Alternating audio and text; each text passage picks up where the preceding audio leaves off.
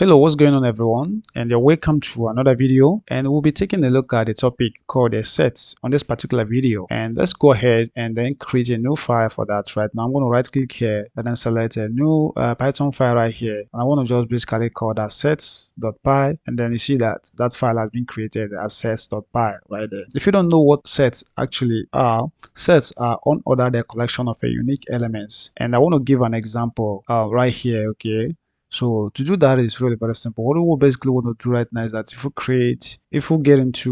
we basically want to do right now is to create a new variable, and let's call this something like employee IDs. So let's call that employee underscore IDs like that, and we can go ahead and set that to. We're going to basically use this type of bracket right here, and remember that this it looks like that of the dictionaries. Okay, so it kind of looks like that of dictionaries, because if you take a look at our dictionary right here, you see like that in creation of dictionaries we basically make use of that kind of bracket right here.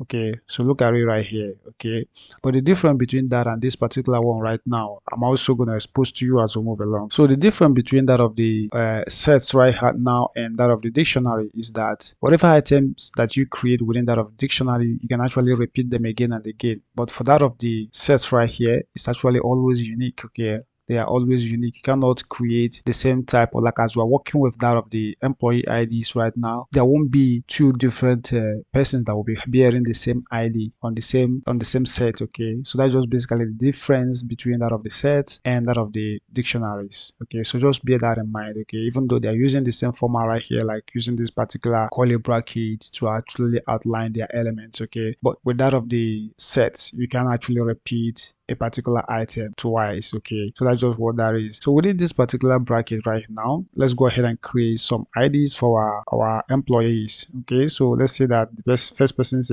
ID is actually going to be 101. I'm going to add a comma right here, and then for the next one is person is actually going to be 102, and we can also have 103, and we also have 104 like that, and we can also have 105 for 12. So let's just go ahead and add that right there. You see that all the elements that we have right here are actually unique. Okay, so we cannot actually repeat any of the IDs that we have in here twice. Okay, within that particular element. Okay, so for instance right now, let's first of all try to print this out. So I'm going to just do print right here, and I want to just basically print out this particular variable right here called the employee IDs right there. Okay, so if I save the changes, I want to go ahead and then see that if that is actually going to run. Okay, and then it actually runs. We have 101, we have 102, we have 103, 104, and then 105 right there. Okay, so that's just basically how you can actually print out the result right there on the screen. All right, so, and of course, remember that we said that whatever that we have in this particular element right here is actually going to be unique, okay, all the time. So if you try to repeat them, it's going to be regarded as just basically one anyway. But before we actually go ahead to prove that right now, first of all, we want to learn how we can actually add an item to this. Okay, so we want to add an item to this.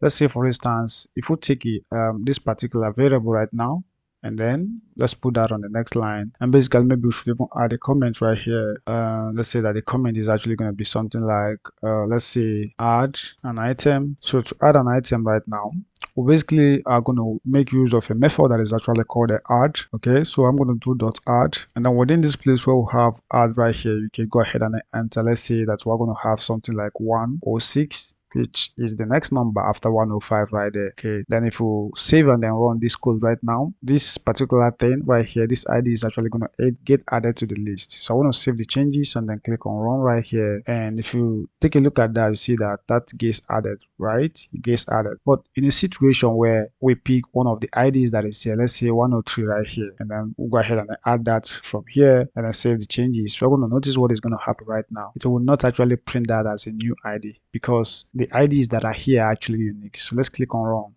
You see that we have 101, 102, 103. You notice that we do not actually have 103 twice right here. Okay, so it sees that as unique IDs or unique elements. So you cannot actually repeat any of them. Okay, when they are printing out the results right here, and that just helps quite a lot to avoid data redundancy. Okay, so that's just basically what that is when we say that that they are basically unique and then you can't actually repeat them. Okay, all right, so that just basically sums it up for trying to prove that the IDs right here are actually unique. Okay, and the next thing we're going to take a look at right now, and remember we've also done something that is actually called an add. So remember I added something of this nature. This is 106, and we're able to see that just now. So if I click in here, you see that we're able to add that one right here. So that's how the add method actually works. Okay, so if you add that right there, you can actually add additional element, but never any of the element that is already present in the main elements right here. Okay, so you cannot actually do that.